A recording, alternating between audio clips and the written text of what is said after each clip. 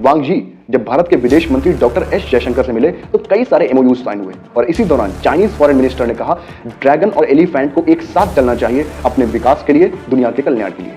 और इसके बाद भारत और चाइना के बीच एयर ट्रेवल बहाल कर दिया गया।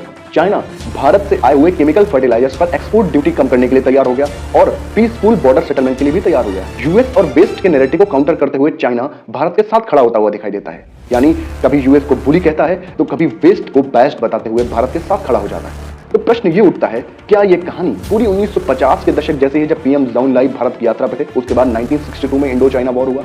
क्या चाइना की इसके पीछे कोई स्ट्रेटेजिक चाल है जहां पर वो भारत को डिप्लोमेटिक आउटरीच से लेकर बैटलफील्ड तक बिल्कुल अलग थलग कर देना चाहता है?